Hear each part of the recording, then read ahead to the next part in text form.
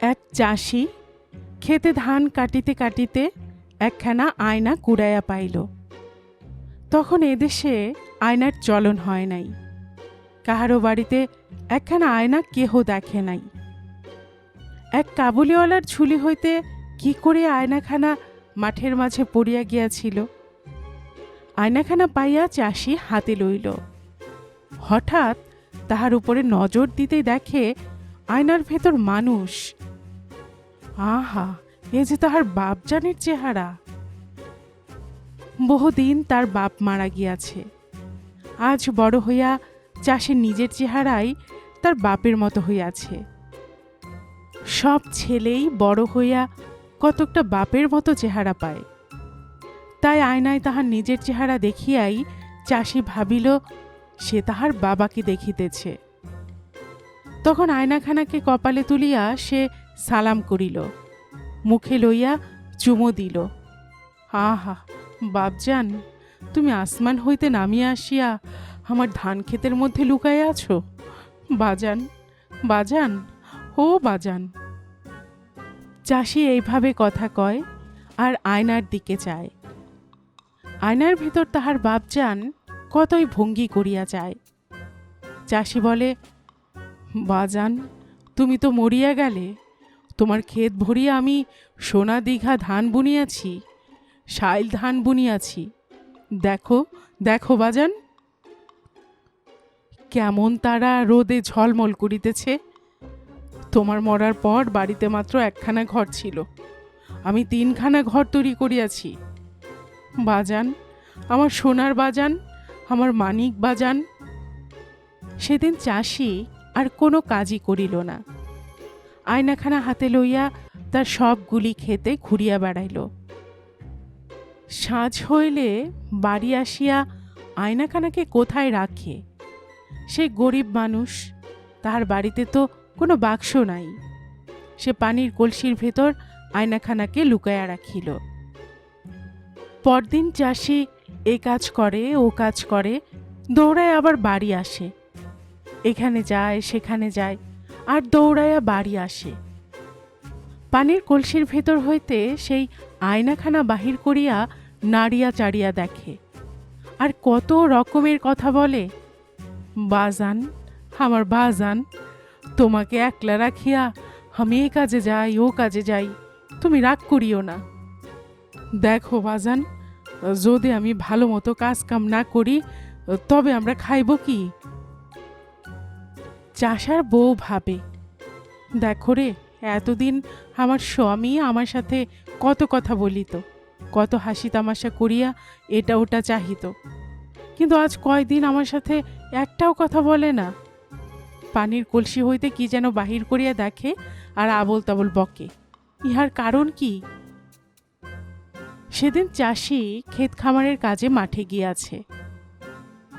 চাষির বউ গোপনে গোপনে পানির কলসি হইতে সে আয়নাখানা বাহির করিয়া তাহার দিকে চাহিয়া রাগে আগুন হইয়া উঠিল। আয়নার উপর তার নিজেরই ছায়া পড়িয়াছিল, কিন্তু সে তো কোনোদিন আয়নায় নিজের চেহারা দেখে নাই। সে মনে করিল তার স্বামী আর একটি মেয়েকে বিবাহ করিয়া আনিয়া এই পানির কলসির ভেতর লুকাইয়া রাখিয়াছে। সেই জন্য আজ কয়দিন তার স্বামী তার সাথে কোনোই কথা বলিতেছে না। যখনই অবসর পায় ওই মেয়েটির সাথে কথা বলে।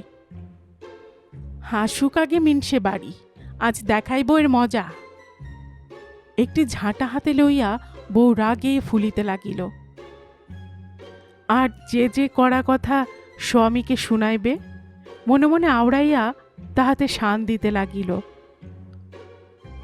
দুপুরবেলা মাঠের কাজে হয়রান হইয়া রোদে ঘামিয়া চাষি যখন ঘরে ফিরিল, চাষার বউ ঝাঁটা হাতে লইয়া দাঁড়িয়া আসিল।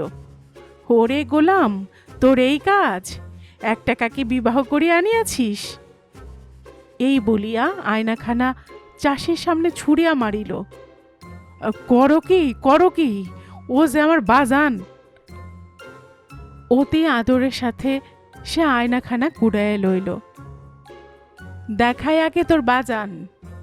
এই বলিয়া ঝটকা দিয়া আয়নাখানা টানিয়া লইয়া বলিল, দেখ তো মিনসে, এর ভেতর কোন মেয়ে লোক বসে আছে? এ তোর নতুন বউ কি না? চাষি বলে, তুমি কি পাগল হইলে? এ যে আমার বাজান। ওরে গোলাম, ওরে নফর, তুই বলিস তোর বাজান? তোর বাজানের কি গলায় হাসলি, নাকে নথ আর কপালে টিপ আছে নাকি? বউ আরো জোরে চিৎকার করিয়া উঠিল। ও বাড়ির বড় বউ বেড়াইতে আসিয়াছিল। মাথায় আধ ঘোমটা দিয়া বলিল, কিলো, তোদের বাড়ি এত ঝগড়া কিসের? তোদের তো কত মিল, একদিনও কোনো কথা কাটাকাটি শুনি নাই।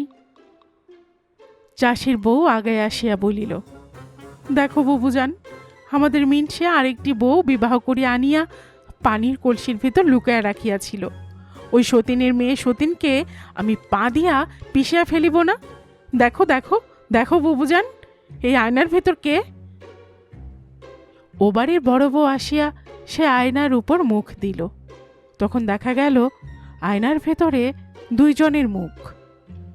ও বাড়ির বড় বউ বলিল, এ তো তোর চেহারা, আরেকজন কার চেহারাও যেন দেখিতে পাইতেছি।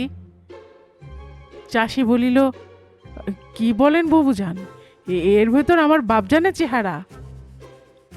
এই বলিয়া চাষি আসিয়া আয়নার উপরে মুখ দিল। তখন তিনজনের চেহারাই দেখা গেল। তাহাদের কলরব শুনিয়া ও বাড়ির ছোট বউ, সে বাড়ির মেজ বউ আসিল, আরফানের মা, রহমানের বোন, আনোয়ারার নানি আসিল। যে আয়নার উপরে মুখ দেয় তাহারই চেহারা আয়নায় দেখা যায়। এ তো বড় তেলেসমাতের কথা। শোনা শোন এই কথা এ গায়ে সে গায়ে রটিয়া গেল। এদেশ হইতে ও দেশ হইতে লোক ছুটে আসিল সে জাদুর তেলেছমাতি দেখিতে। তারপর ধীরে ধীরে লোকে বুঝিতে পারিল সেটা আয়না। গল্পকুটুম চ্যানেলে এতক্ষণ আপনারা শুনছিলেন পল্লী কবি জসিমউদ্দিনের লেখে একটি মুচকি হাসির গল্প আয়না। আর এতক্ষণ গল্প পড়ে শোনাচ্ছিলাম আমি রোমানা নুপুর।